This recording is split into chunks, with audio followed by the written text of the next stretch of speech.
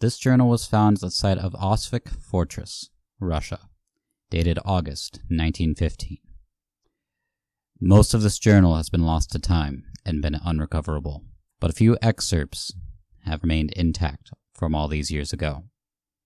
August 4th, 1915. The shelling never ceases.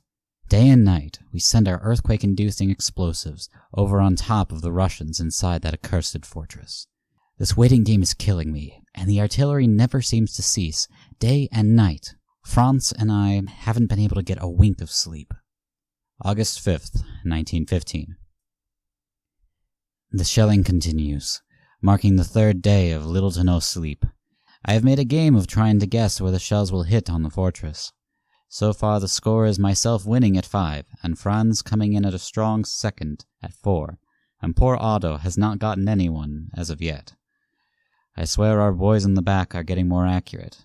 The ground shakes with every hit, and makes it hard to drink the last of the wine Franz received in a package from home. Orders from High Command came through today. Turns out new gas shells came in on the last shipment that we got from headquarters, and we have the authorization to use them. This could bring the Russians to their knees, and give Franz and Otto and I some well-deserved R&R. The charge begins on August 6th at 1600 hours.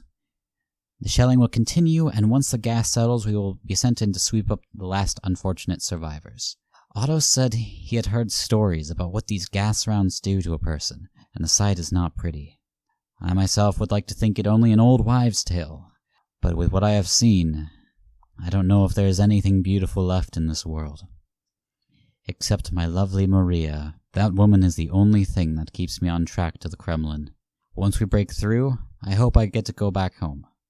For now, I have to wait, same as everyone else in this hellhole of a trench, for the charge.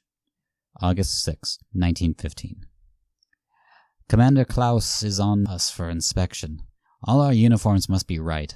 Otto lost a button a month ago, and the commander yelled at him for 10 solid minutes about it, giving his famous German pride speech. I believe that Franz can quote it word for word, as he has heard it many a time. Currently is 1400 hours, and even Franz is seeming nervous.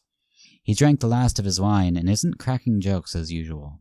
The air hangs thick with tension as we get ready to run into the fray. No one knows how much resistance to expect, or if this is just another suicide run.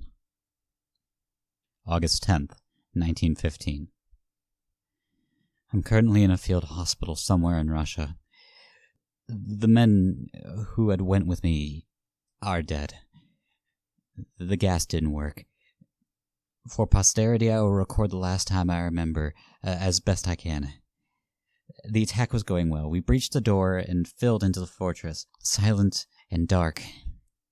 The dead were strewn about from the heavy shelling. Some of the victims that succumbed to the gas were there too. It wasn't until we reached what seemed like a central command room that they attacked. Out of the blue, what only I can describe as a demon leapt out at us, firing and taking down one of us. It jumped at one of us and used his knife to slash at him. I raised my rifle to fire, but that has only seemed to anger it. The shots alerted more to our position. I fired until I finally shot it in the head, but not before I could get a good look at its face. It was that of a man, a Russian in stature, with eyes of blood simmering red in the dim room.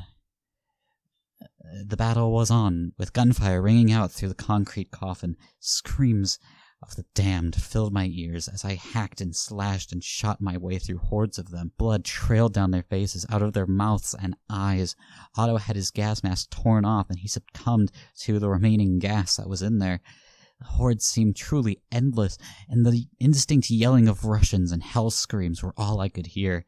I tried to run, truly I did. I dodged gunfire and cowered my way out of helping my friends and comrades who were being executed before my very eyes. I could not help them. I still hear their screams in my hospital bed each night.